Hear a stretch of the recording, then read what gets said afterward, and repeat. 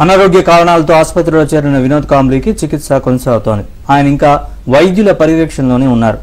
కాంబ్లీ ఆరోగ్య పరిస్థితి శనివారం క్షీణించడంతో థానేలోని ఆకృతి ఆసుపత్రిలో చేర్చారు. సోమవారం కాంబ్లీ ఆరోగ్య పరిస్థితి నిలకడగానే ఉన్నట్లు కనిపించినప్పటికీ కాస్త విషమంగానే ఉందని తెలుస్తోంది.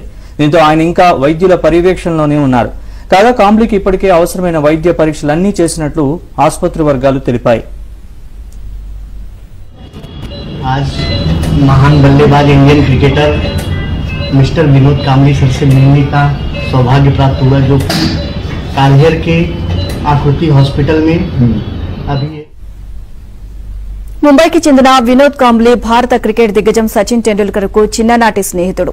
ప్రముఖ క్రికెట్ కోచ్ రమాకాంత్ ఆచ్రేకర్ వద్ద ఓనమాలు నేర్చుకునే వీళ్లిద్దరూ ఒకానొక సమయంలో క్రికెట్లో అద్భుతంగా రాణించారు. ఇక అయితే సచిన్ ఆటలో శిఖర స్థాయికి చేరుకోగా కాంబ్లీ మాత్రం పాతాళానికి పడిపోయాడు. వ్యక్తిగత క్రమశిక్షణ లేకపోవడం, చెడు అలవాట్ల వల్లనే అతడికి ఈ పరిస్థితి ఎదురైంది అని కాంబ్లీ స్వయంగా ఎన్నోసార్లు అన్నారు.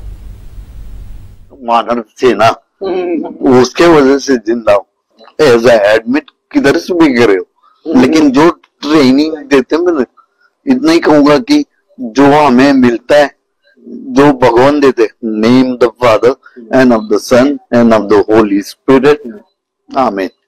मैं इतना ही कहूंगा. ఇక ఇటీవల రమాకాంత్ ఆచ్రేకర్ 92వ జయంతి కార్యక్రమంలో పాల్గొన్న కాంబ్లీ సచిన్ టెండూల్కర్ చేతిని పట్టుకున్న వీడియో వైరల్ అయింది.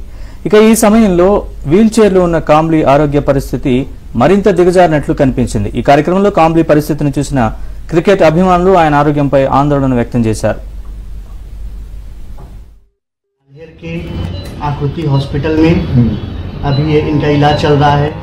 शैलेश भैया का हॉस्पिटल है प्रगति उन्नति और ये अपना ఈ క్రమంలోనే కపిల్ దేవ్ సారథ్యంలోని 1983 వరల్డ్ కప్ విజేత జట్టులోని సభ్యులు కాంబ్లీకి ఆర్థిక సాయం చేసేందుకు ముందుకు వచ్చారు. అయితే అతడు రీహాబిలిటేషన్ సెంటర్ కు వెళ్లి చికిత్స తీసుకుంటేనే సహాయం అందిస్తామని షరతు విధించారు. ఇందుకు అంగీకరించిన వినోద్ కాంబ్లీ తాను మద్యం, పొగ తాగడం మానేశానని, చికిత్స తీసుకుంటాను అని స్పష్టం చేశారు. उसके वजह से जिंदा हूं, एज एडमिट किधर से भी गिरे हो, लेकिन जो